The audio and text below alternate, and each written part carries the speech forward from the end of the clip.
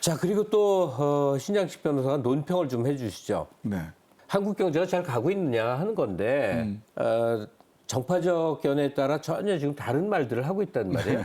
근데 이거는 완전히 객관화해서 설명할 수 있는 게 있지 않습니까? 그럼요. 자, 우리나라 1분기 경제 성장률이 1.6%입니다. 그러면 코로나 사태 생기기 이전과 거의 그 상황으로 되돌아온 수준이라고도 볼 수 있을 것 같은데 다른 선진국들하고 비교를 해봐도 그렇고요.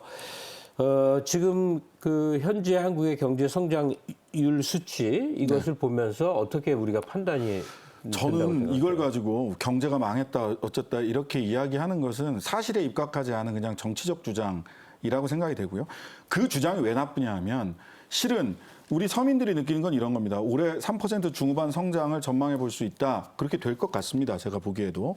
그런데 문제는 그 3% 중후반의 성장이 그렇다면 실업률이라든지 또는 중소자영업자들의 얼마나 먹고 사는데 도움이 됐느냐 이거는 별도의 문제거든요. 네, 나라 네. 전체 GDP나 이런 게 늘어나는 것과 이것이 이 그 아랫목의 온기가 윗목까지 올라가는 데는 또 별도의 노력이 필요한데 이 노력에 대해서 사회적 토론을 해야 되는 시점에서 성장이 안 됐어요. 우리 경제 망했어요. 이렇게 얘기를 하면 우리 사회의 논의와 토론의 수준을 자꾸만 뒤로 되물리는 겁니다. 예. 이 부분이 저는 가장 큰 문제라고 보고요. 지금은 이 경제 성장과 회복을 어떻게 윗목까지 따뜻하게 만들 것이냐에 논의의 중심이 옮겨가야 된다. 이렇게 말씀드리겠습니다. 예, 경제 성장률 그러니까 회복력이 뭐 다른 선진국에 비해서 우리가 상당히 좋은 편이다. 네. 이렇다고 한국 사회의 모든 문제가 다 해결되는 게 아니란 얘기예요. 그렇죠. 그렇죠. 예. 그러나 바람직하지 않겠는가. 예. 예, 수출 많이 사상 최대로 계속 일어나고 있고 그러니까요. 기업 활성화돼 있고 등등 이것이 우리가 좋아할 일이지. 아직 미진한 부분을 자꾸만 끄집어내 갖고 공격만 하고 있을 일인가 하는 건데요. 그러니까 경제 성장에 대해서는 여야와 견해를 떠나서 객관적 수치로 드러나는 거니까 다 같이 박수 쳐주고 예. 자 그럼 이것을 우리 국민들이 어떻게 윗목까지 따뜻하게 만들 수 있을지를 같이 한번 뭐가 더 좋은 방법이냐 이 방법론을 가지고 좀 경쟁했으면 좋겠어요. 예. 그리고 뭔가를 진단할 때 그 기준이 되는 게 과거에는 외신이라고 하는 외신이 얼마나 넓으니까 이게 자의적으로 막 사용됐는데 요새는 아주 좋은 그 지표가 하나 생겼습니다. 많은 사람들이 또 많은 언론이 IMF하고 OECD 자료를 원용하기 시작했어요. 아, 그러니까요.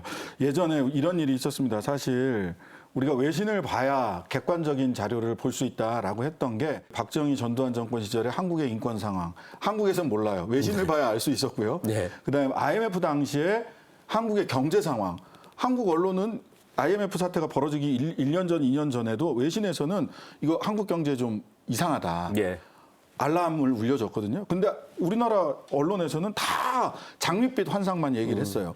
근데 최근에는 한국의 경제 상황과 백신 방역 상황을 외신을 봐야 객관적으로 이해될 수 있는 게 아니냐라고 하는 말씀들을 많이들 하시고 그러다 보니까 우리나라 언론에서도 OECD나 IMF 자료를 갖다가 쓰는 경우들이 많이 있는데요. 사실은 이 국민들이 그렇게까지 좀 한국 언론 내에서 좀 정확하게 얘기를 해줬으면 더 좋겠다 하는 바람을 갖게 됩니다, 사실. 그 제가 IMF 얘기를 드린 게 그 IMF 자료 최근에 나온 게 있는데 그 하여튼 효과적인 방역에 대한 한국 정부의 노력을 IMF가 굉장히 긍정적으로 일단은 묘사를 했는데 네, 맞습니다. 그럼에도 불구하고 네. 이제 우리가 안고 있는 문제에 대한 아주 그 아픈 지적들을 했었어요. 그게 제일 큰 거는 역시 뭐 양극화 문제 그리고 우리 경우는 국가 부채는 엄청나게 좋은 나라죠. 우리가 그럼요. 50%도 아직 안 되니까. 다 200%, 300% 되는 나라가 많은데. 뭐 일본이 240%나 되는. 그러니까 국가 부채라는 각도에서 보면 굉장히 양호하고 그건 정부의 노력이라고 인정을 하는데 가계 부채 문제는 정말 심각하죠. 네, 그렇습니다. 여기에 대해서 IMF가 아주 그러니까 아주 매콤하게 지적을 한 셈인데 네. 어떻게 보십니까? 그 가계부채 급증하고 K자형 양극화 이거를 이제 우리가 해결해야 될 과제. 조금 앞서서 제가 말씀드린 그 부분이에요. 경제 성장 잘했고 백신 방역 잘했다 박수 쳐주고 근데 지금 발생하는 문제가 뭐냐. 즉 가계부채 급증과 K자형 양극화에 대해서 한국의 각각의 정당들이 경쟁적으로 정책적 대안을 좀 내놨으면 좋겠는데 예. 방역 잘못했다. 그다음에 실제로는 경제가 다 망해간다. 이렇게 얘기하면 이 진지한 문제에 접근할 수 없다는 게 문제고요. 저는 정부가 결단해야 된다고 생각합니다.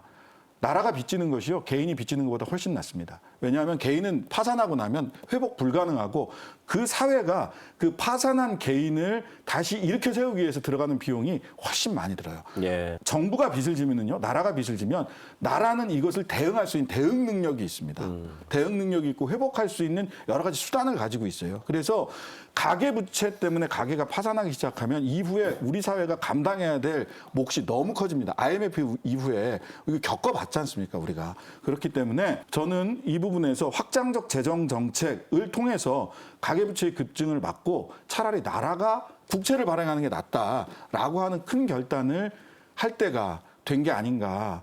대통령 선거도 앞에 있는데 좀 그런 정책 경쟁이 대선에서도 이루어졌으면 좋겠습니다. 지금 그 신장식 변호사 말씀이 조금 더 깊게 좀 치밀하게 이해가 되게 전파가 되면 좋겠는데 네네. 이제 돈을 푸는 것보다 지출을 차라리 줄여주면 동일한 소득이라도 아, 그럼요. 쓸 수 있는 여력이 많지 않냐 해서 사실 문정부 들어서 노력을 많이 했거든요. 네, 그렇습니다. 지출 자체를 줄이는 걸로. 근데 이 코로나라고 하는 뭐 상상도 못하는 그러니까 소득 벌어졌죠. 자체가 확 줄어버린 일이 벌어지니까 그 소득을 국가가 여러 형태로 보전해주는 그럼요. 그걸 좀 했으면 좋겠는데 당장 뭐 일본하고 비교를 해도 자영업자들 가령 가게들 네. 일일 그 뭐 보전 비용이라고 그럴까 주는 게 뭐 비교가 안 되게 네, 적고 굉장히- 차이가 심하거든요. 예, 굉장히 차이가 많이 납니다. 아니 좀 줘도 될 것 같은데 제가 엊그제 캐나다 사는 친구하고 통화를 하면서도 네, 네, 네. 바로 그 자영업자들에게 주는 지원금 자체 액수가 우리하고 제가 정확한 액수는 잊어버렸는데 우리의 거의 10배 수준이라고 생각하시면 돼요. 네, 그러니까 이게- 락다운이 가능합니다, 거기는. 락다운을 해도 먹고 사는데 아무런 지장이 없는 거죠. 그다음에 임대료 같은 경우도 언젠가 한번 제가 말씀을 드렸었는데 캐나다 같은 경우는 임대료 같은 경우도 서로 상생하자, 공생하자, 서로 조금씩 그 손해 보자라고 해서 그 임대인이 임차료를 75%만 받게 하고 그 75% 중에서도 50% 가까이는 국가에서 대줍니다. 임차인에게. 그다음에 임차인은 한 25%에서 50% 사이 요 비율 안에서 조정을 하게 되는 거죠. 그러면 임대인은 25% 손해 보는 거고 그다음에 임차인은 국가가 또 보전을 해줘서 임대료를 계속 지급할 수 있게 하는 이런 제도가 오래되니까 사실 캐나다 같은 경우는 락다운을 여러 차례 했어요. 아예 그냥 문을 닫아 걸게 했었는데 그래도 국민이 먹고 사는 겁니다. 네.